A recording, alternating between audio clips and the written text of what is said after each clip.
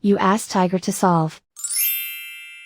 This deals with linear equations with one unknown. The final result is c equals 63/4. Let's solve it step by step. Simplify the expression. Simplify the arithmetic.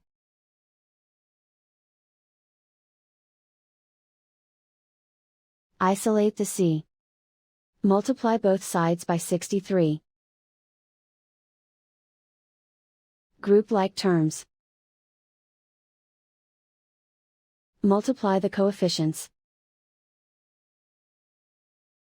Simplify the fraction. Multiply the fractions. Simplify the arithmetic. And so the final result is c equals 63/4.